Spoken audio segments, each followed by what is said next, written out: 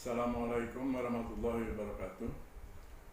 Kali ini saya akan meneruskan vlog saya yang pertama tentang sejarah televisi pendidikan di Indonesia. Pada vlog yang pertama sudah dijelaskan konsep televisi pendidikan Indonesia yang agak berbeda dengan televisi-televisi pendidikan di negara-negara lain. Dan pada kali ini saya akan teruskan dengan dan televisi pendidikan Indonesia adalah kerjasama antara Pustekom, TVRI dan televisi pendidikan Indonesia. Dalam penggodokan bersama ataupun kita beberapa kali melakukan pertemuan sampai akhirnya dicapai kesepakatan, yaitu TPI bisa menggunakan jam-jam siaran TVRI yang tidak digunakan, selama ini tidak digunakan, yaitu di pagi hari, dengan menyewa dan membayar sesuai kesepakatan. Seluruh perangkat ini bila digunakan maka akan menyiarkan program-program pendidikan dari TPI. TPI boleh menggunakan satu bangunan studio yang tidak digunakan oleh TVRI. Jadi ada satu studio kosong yang tidak digunakan dan ada satu juga lapangan yang kosong yang karena waktu itu pemborongnya tidak bisa menyelesaikan dan lari. Nah, itu boleh digunakan oleh TPI. Tetapi TPI harus menyediakan peralatannya. Jadi TPI membeli semua peralatan studio itu sampai studio itu bisa berfungsi. Lalu TPI juga boleh membangun kantor sementara di tanah yang tadi belum terbangun itu.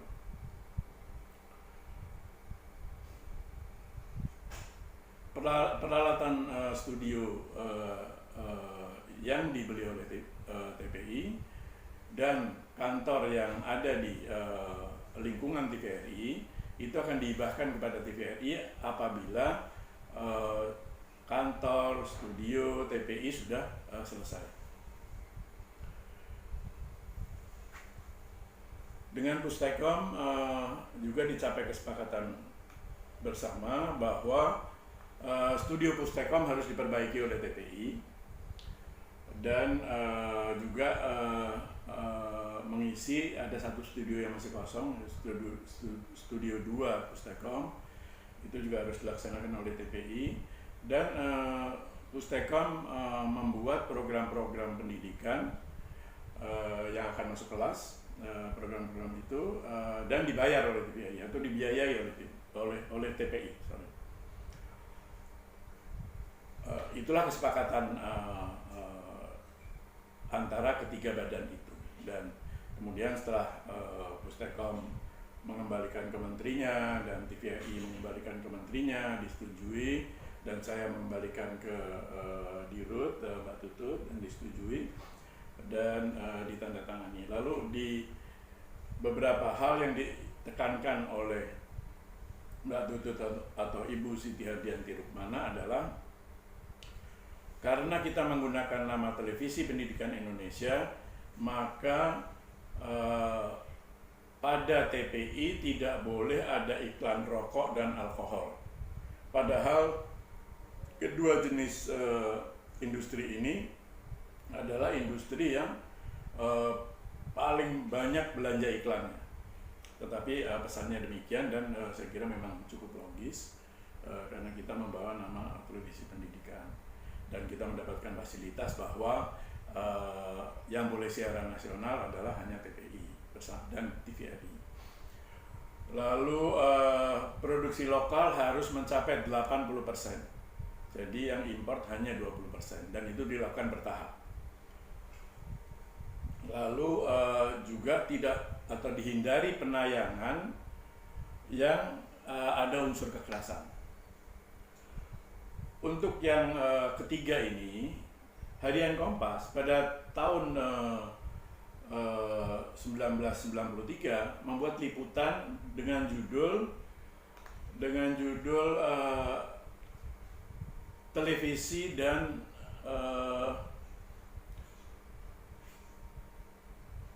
hari yang berdarah.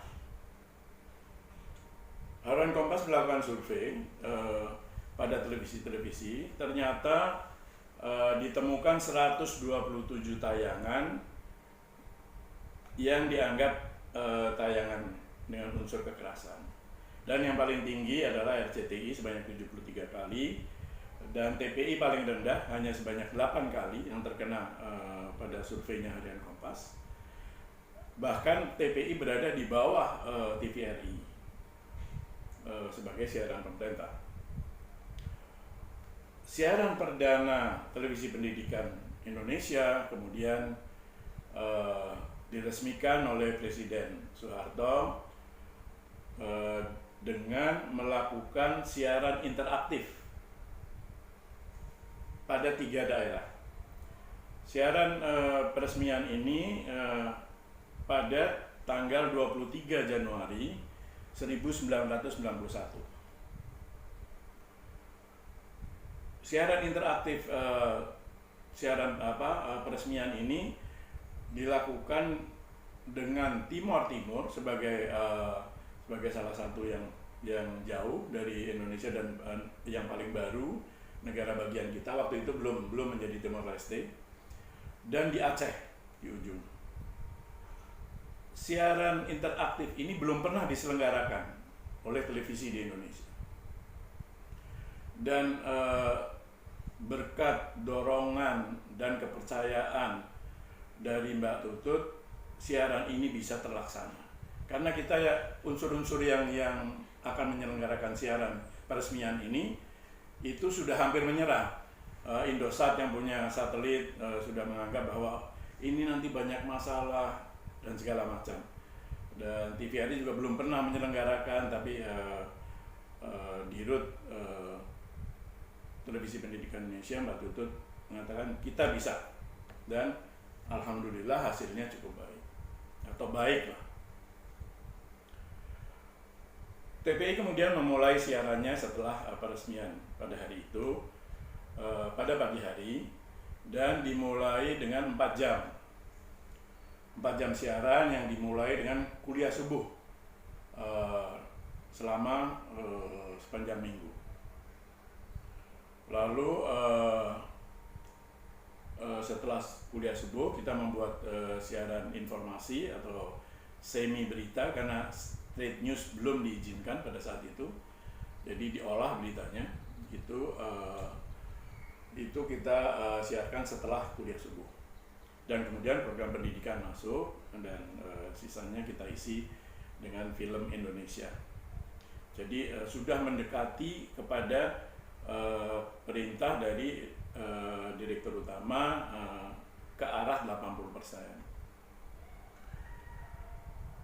Kemudian siaran itu dinaikkan menjadi 6,5 jam, dan kemudian dinaikkan lagi menjadi 13,5 jam setelah kita memiliki kantor sendiri, studio sendiri, dan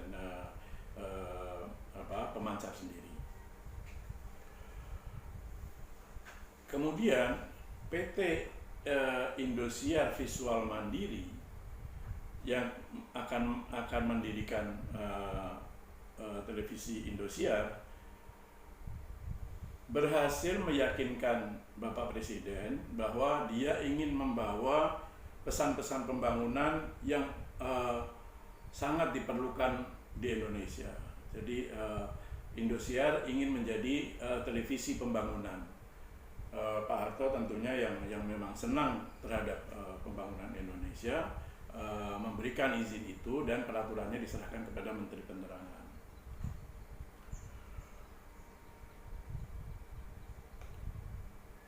Dengan diizinkannya Indosiar untuk bersiaran nasional, televisi swasta yang tadinya lokal semuanya minta siaran nasional.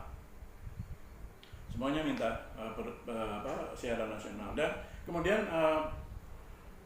Menteri Penerangan merubah apa yang sudah kita godok bertahun-tahun, yang konsepnya ditunggu oleh negara-negara lain, semuanya berantakan.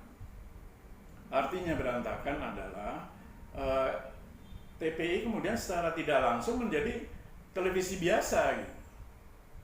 Tetapi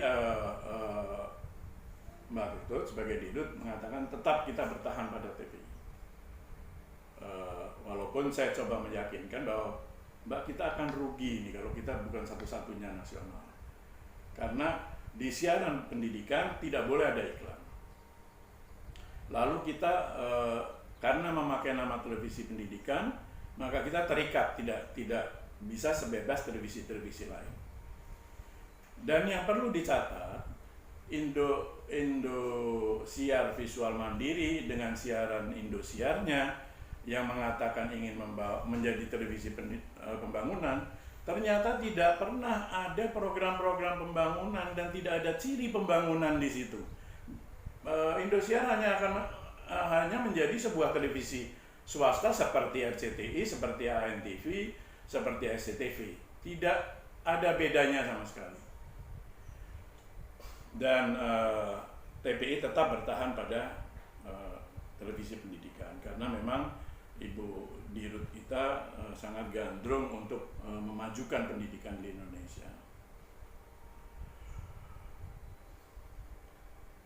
Nah, dengan keputusan Menpen yang baru ini, yaitu Kepmen Pen nomor 84A yang disusul dengan tahun 1992, disusul dengan nomor 4A tahun 1993, ini kemudian menjadikan Indonesia tiba-tiba memiliki 6 stasiun televisi yang bersiaran secara nasional. Hal ini tidak terjadi di negara maju pun tidak terjadi. Amerika hanya punya 4 siaran nasional, selebihnya siaran lokal. Negara yang sudah lebih jauh lebih maju dari kita. Australia juga memiliki 4 siaran nasional dan yang selebihnya adalah siaran-siaran lokal. Seperti konsep awal yang kita godok bersama waktu itu antara 3 departemen, antara CTPI dengan 2 departemen, yaitu 2 siaran nasional dan yang lain adalah siaran lokal. Nah, ini ada pengaruhnya karena belanja iklan Indonesia itu masih sangat rendah dibandingkan negara-negara di kawasan itu. Di kawasan itu negara-negara yang lain itu semuanya di atas Indonesia belanja iklannya. Padahal televisi ini hidup hanya dari iklan, kecuali TVRI yang boleh memungut iuran. Karena dengan dibukanya TV kabel dari RCTI, maka dia juga tidak lagi memungut iuran, tetapi dari iklan. Nah, belanja iklan Indonesia ini paling rendah. Kalau dibandingkan dengan itu, memang ada kenaikan dari mulai televisi swasta ini muncul. Itu pada tahun 1992 anggaran belanja iklan Indonesia itu naik dari 639 juta menjadi 1 miliar 27 juta. Tetapi kalau dibandingkan dengan negara-negara lain, maka ini hanya 20%. Kalau kita bandingkan dengan Inggris, kita bandingkan dengan Jepang lebih lagi. Ini hanya 20% dari belanja iklan mereka. Jadi untuk bisa berlangsungnya penyiaran televisi ini akan menghadapi banyak masalah, yaitu tidak cukupnya pemasukan. Dan yang paling ditakutkan adalah televisi ini sebagai media itu kalau sudah kehabisan kekurangan iklan, maka satu-satunya jalan adalah menyiarkan 2 masalah yang paling populer di TV dan tidak baik buat negara kita, yaitu seks dan kekerasan. Itu 2 program yang disukai oleh masyarakat, yang selalu ratingnya tinggi. Nah, ini yang akan ditakutkan menjadi masalah. Yang pada perjalanan kemudian kita bisa lihat itu ada program hantu lah masuk, ada program-program tahayul masuk, program kekerasan sudah jelas masuk, film-film barat yang sangat keras itu ratingnya lebih tinggi lagi. Nah itu semuanya masuk ke dalam rumah-rumah kita. Apakah itu yang kemudian menghasilkan masyarakat Indonesia yang sekarang mengeras? Tidak pernah ada survei yang membuktikan itu. Kompas salah satu yang mencoba membuat survei itu dan mengingatkan. Juga ada beberapa lembaga mungkin yang membuat itu dan selalu mengingatkan. Tapi masalahnya kan sebuah bangun industri dengan investasi yang sangat tinggi itu kurang begitu mengindahkan hal-hal ini. Nah, itu tidak pernah ada yang bisa membuktikan betul bahwa dengan tayangan-tayangan televisi yang seperti ini, maka masyarakat Indonesia berubah dari budayanya yang sangat baik, sangat ramah, kemudian menjadi masyarakat yang cukup keras, masyarakat yang suka marah. Tentunya tidak hanya karena televisi, tapi karena hal-hal lain, misalnya tekanan ekonomi dan lain-lain. Ini mungkin yang bisa saya sampaikan pada sejarah televisi pendidikan di Indonesia tahap kedua. Karena kemudian saya sendiri sudah tidak menjadi saksi mata sejarah ini karena saya kemudian mundur dari PT Cipta Televisi Pendidikan Indonesia. Sebagai Direktur Operasional saya mengundurkan diri karena tugas-tugas yang lain.